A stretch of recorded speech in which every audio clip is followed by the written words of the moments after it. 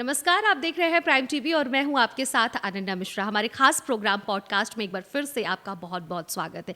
और एक बार फिर से मैं इस पॉडकास्ट में एक खास मेहमान को लेकर आई हूं जिनका नाम है डॉक्टर रवि भट्ट, जो एक इतिहासकार है और इतिहास के पन्नों से रिलेटेड इनसे बहुत सारे क्वेश्चन करने वाले हैं। एक इतिहासकार की भूमिका क्या होती है, इन सभी विषयों में आज मैं इनसे बात करने वाली हूँ। तो सबसे पहले सर, आपका बहुत बहुत स्वागत है हमारे इस खास प्रोग्राम पॉडकास्ट में।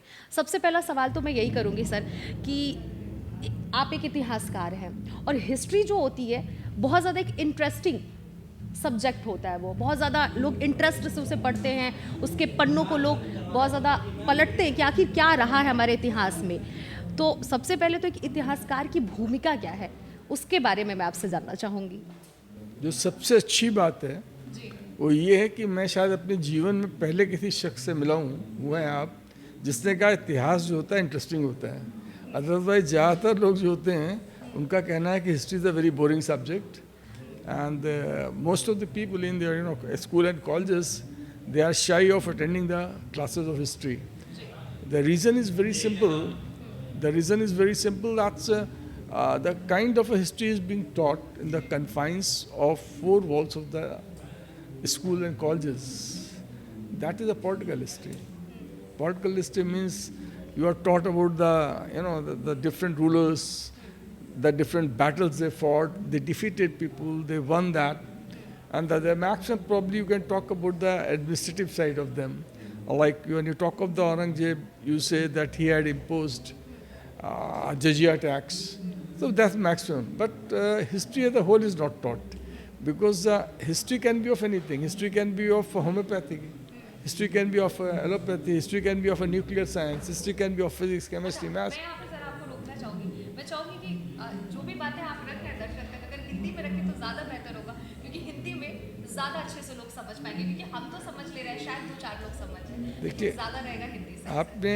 आपने दूसरी बार एक बहुत अच्छी बात कही। पहली बात आपने कहा हिस्ट्री इंटरेस्टिंग है, और दूसरी बात आपने कही हिंदी में बोलिए। तो हिंदी में बोलना बहुत ही सहज और सुखकर होता है मेरे लिए और ज़्यादातर लोगों के लिए, चाहे हम उसको स्वीकार करें या ना करें। और मेरी प्राथमिकता हमेशा से ये रही है कि हिंदी में बोला जाए।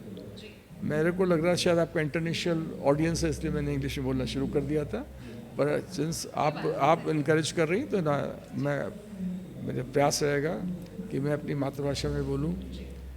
सुनने वाला भी सहज समझेगा, बोलने वाला भी। मैं कह रहा था कि आप शायद उन बहुत कम लोगों में से जो हमसे मिली हैं जिसने कहा हिस्ट्री इंटरेस्टिंग होती है। ज़्यादातर लोग जो होते हैं हिस्ट्री से बहुत घबराते हैं और उनको हिस्ट्री बहुत बोरिंग लगता है। हिस्ट्री के बोरिंग लगने का एक विशेष कारण ये है, प्रमुख कारण बल्कि मैं कहूँगा ये है कि हिस्ट्री जो हमारे देश के अंदर जो स्कूल और कॉलेजेस होते हैं, इनके विद्यालयों में जो क्लासरूम होता है उसकी चारदीवारी में जो बताई जाती है वो ज़्यादातर राजनीतिक हिस्ट्री जो है पढ़ाई जाती है। यानी कि कौन किस समय राज था, कब पैदा हुआ, कब उसने कौन सी लड़ाई लड़ी और कौन सी लड़ाई जीती, कौन सी हारी। वो बहुत रिलेवेंट नहीं होता है। आजकल के जो स्टूडेंट होता है उसको लगता है क्या मतलब मरा होगा, पढ़ा होगा मैं, क्या मतलब। जबकि हिस्ट्री जो होती है खाली पॉलिटिकल नहीं होती है। हिस्ट्री जो होती है पूरे मानव जीवन की हिस्ट्री पूरी होती है। जैसे कि आप history can be of homeopathy हो, तो हिस्ट्री कैन बी एलोपैथिक की हो सकती है, न्यूक्लियर फिजिक्स की होती है, हिस्ट्री स्पोर्ट्स की हो सकती है, हिस्ट्री आपकी पोइट्री की हो सकती है, आपका किसी चीज़ की हिस्ट्री हो सकती है। बट ये दुर्भाग्य है कि जो हमारे देश में इतिहास पढ़ाया जाता है तो वो केवल राजनीतिक इतिहास पढ़ाया जाता है और बहुत हुआ तो थोड़ा वो उसके अंदर एडमिनिस्ट्रेटिव साइड उसको टच कर लेते हैं। जबकि हिस्ट्री के अंदर ये है, हिस्ट्री का सबसे बड़ा एक फ़ायदा जो है, मैं आपको बहुत बड़ा फ़ायदा बताऊंगा और फ़ायदे तो कई लोग बता देंगे, मैं हिस्ट्री का एक नुकसान भी बताऊंगा। हिस्ट्री के फ़ायदे से हम तमाम लोग जानते हैं, हमको मालूम है पहले क्या हो चुका है और वो गलतियाँ हम ना करें, उन गलतियों को सुधारें, तो ये समाज एक बेहतर जगह बनेगी लोगों के रहने के लिए। ये तो हम सब लोग जानते हैं। पर हिस्ट्री का कभी कभी नुकसान क्या होता है, मेरा एक बहुत फेमस सेंटेंस है, वो मैं अक्सर बोलता हूँ और वो चूँकि इंग्लिश में तो मैं उसको इंग्लिश में बोलूँगा। आई सेड कि if a doctor commits a mistake, how many people will die? 1, 2, 3, 4, 10 maximum. If an engineer commits a mistake, how many people will die? maybe 10, 15, maybe few hundred, maybe few thousands maximum, not more than that. But friend, if an historian commits a mistake, generation after generation they suffer, because that वो पीढ़ियाँ आने वाली पीढ़ियाँ जो होती हैं, तमाम पीढ़ी वो भी सफ़र करती हैं, क्योंकि उनके दिमाग के अंदर जो बैसेस बन जाते हैं कि ये ख़राब है, ये अच्छा है, ये वो। जब जैसे कि एग्जांपल मैं आपको दूं, अगर आपसे कहा जाए कि मैं आपसे कहूं कि मेरे ग्रेट ग्रैंडफादर जो थे, उनको आपके ग्रेट ग्रैंडफादर ने जो मुसीबत के वक्त बहुत सहायता करी थी, आप खुशी खुशी मान लेंगे। अगर मैं आपसे ये कहूँ कि आपके ग्रेट ग्रैंडफादर ने हमारे ग्रेट ग्रैंडफादर को चौपट कर दिया था, धोखा दिया था, आप कतई नहीं मानेंगे, आप कहीं प्रूफ दो। लेकिन और इसके साथ ही आपके दिमाग में हमारे अगेंस्ट हो जाएंगे आप, ये मेरे ग्रेट ग्रैंडफादर की बुराई कर रहा है तो बहुत गलत आदमी है, बगैर ये जाने कि आपके ग्रैंडफादर सही थे गलत। हिस्ट्री के अंदर भी यही होता है। हिस्ट्री के अंदर जो तमाम दुनिया के अंदर आज कम्युनल क्रैशेस हो रहे हैं, जो डिवाइड साइकोलॉजिकल हैं, एक कंट्री दूसरे कंट्री पर अटैक कर देता है, इसी एक कंट्री के अंदर तमाम जो फ़िरके होते हैं, जो फैक्शंस होते हैं, वापस इसलिए लड़ते हैं क्योंकि ज़्यादातर के दिमाग में या तो गलत हिस्ट्री है या वो हिस्ट्री जो कि अब रिलेवेंट नहीं है। अगर हमारे आपके ग्रेट ग्रैंडफादर ने हमको धोखा भी दिया था, हमारे ग्रेट ग्रैंडफादर को, हमें आपसे अब क्या मतलब उसका। बिल्कुल सर, ठीक है सर। अगला सवाल तो मैं आपसे ये करूँगी कि इतिहासकार है और हालांकि स्टार्टिंग में जब आप बात करें तो औरंगजेब का भी आपने जिक्र किया, कई ऐसे मुगल शासक हैं, तो इस वक्त इतिहास के पन्नों पर राजनीति की जा रही है सर। ये थोड़ा पॉलिटिकल रहेगा मेरा क्वेश्चन, क्योंकि पॉलिटिकल से रिलेट करके करूँगी कि बार बार उस चीज़ को लाया जा रहा है इतिहास में, और क्या क्या विशेषताएं हैं इस बारे में थोड़ा बताइए। देखिए, एक बात आपके दर्शकों को बहुत अच्छी तरीके से समझ लेनी चाहिए कि दुनिया में, ये दुनिया जब से बनी है और दुनिया के अंदर जितने भी शासक हुए हैं वो कभी भी धार्मिक नहीं हुए हैं। अगर वो धार्मिक होते तो एक राजा दूसरे राजा के राज्य को कभी भी छीनने के लिए उसको आक्रमण नहीं करता। अगर आपको याद हो तो मिडवल पीरियड के अंदर हमेशा कहा जाता था कि वो राजा बहुत पराक्रमी माना जाता था जो राजा दूसरे के आपको राज्य को जीत लेता था।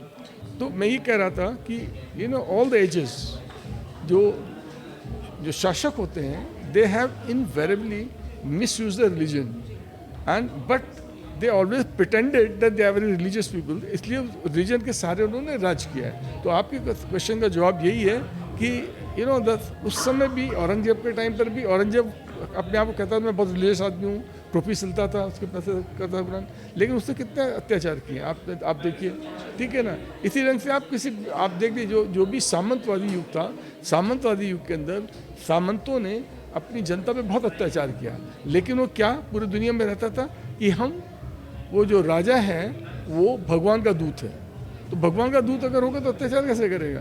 तो वो रिलीजन का सहारा लेके अपने आप को डिक्लेयर कराते थे भगवान के दूत हैं, और उसके बाद में कहना चाहिए पूरा अन्याय करते थे, क्योंकि in middle ages the brutal power was the main force by which people are ruling. It was not a democracy where people were voting for someone to the power. जिस इवेंट में सर आप यहाँ पे मौजूद हुए हैं, अगला सवाल मैं करूँगी, होम्योपैथिक चिकित्सा से रिलेटेड है, ठीक है। इस इवेंट को आप किस नज़र से देख रहे हैं और यहाँ पर आपकी मौजूदगी किस तरह की भूमिका निभा रही है? बहुत अच्छा लगा प्रश्न पूछा आपने।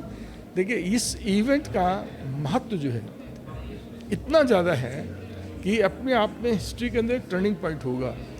टर्निंग पॉइंट इसलिए होगा कि आपका जो भी आपका ये होता क्या है कि कभी कभी कोई पर्टिकुलर ऐसे प्रोडक्ट होता है ना, वो because of the branding that sells in the market, या कोई किताब है that best seller is not necessarily the best book. तो इसी ढंग से जो डिफरेंट सिस्टम ऑफ मेडिसिन है उसके अंदर जो उसकी अपनी लिमिटेशंस है, और एक कुछ मेडिसिन सिस्टम है they have been ignored and they are on the side lines. Unfortunately homeopathic के साथ भी यही हुआ। तो अभी क्या है, इस ढंग की इवेंट जब होती है तो people just being attracted, they it drawers the attention, तो वो सोचने लगते हैं इस विषय के ऊपर कि भाई इसके बारे में भी हम सोचें। और तो एलोपैथी और I am not against any system of medicine, but the people must have the choice of different system of medicines.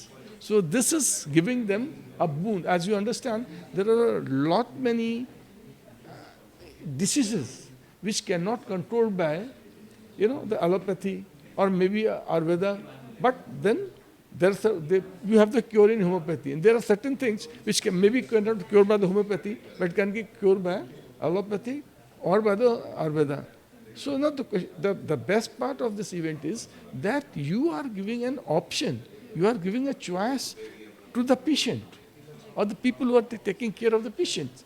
So they'll have, so that is how I give full importance to this event, and I hats off to the organizers who have organized such a good event, which is going to change even the mindset of people. I mean, I call it the decolonizing, because the allopathy, it has been colonized our mind. Thing which is done there, that is great. It's not like in India. We understand in 1810 when Samuel Martin, he had visited India, the homeopath. That was a very changing moment. And 1810 was the same period, by the way, for your layman, it was the same period when Mirza Ghalib got married with the Umrao Banu in Delhi. It's the same period when Mir Taqi Mir had died in Lucknow. 1810 is the same year when Hazarganj, the foundation of Hazarganj was laid down. ठीक है, बहुत बहुत शुक्रिया sir, आपने अपनी बातों को रखा। तो ये थे हमारे साथ डॉक्टर रवि भट्ट जी, जिन्होंने अपनी बातों को रखा कि एक इतिहासकार की क्या भूमिका होती है, हिस्ट्री किस तरह से एक इंटरेस्टिंग सब्जेक्ट होता है। हालांकि इन्होंने ये भी कहा कि बहुत सारे लोग इतिहास को एक बोरिंग सब्जेक्ट बताते हैं, लेकिन इतिहास सबसे ज़्यादा इंटरेस्टिंग सब्जेक्ट है। और होम्योपैथिक चिकित्सा को लेकर भी इन्होंने अपनी बातों को रखा कि कितना ज़्यादा इसकी विशेषता है। इस पॉडकास्ट में फ़िलहाल इतना ही, बाकी के लिए बने रहिए प्राइम टीवी के साथ।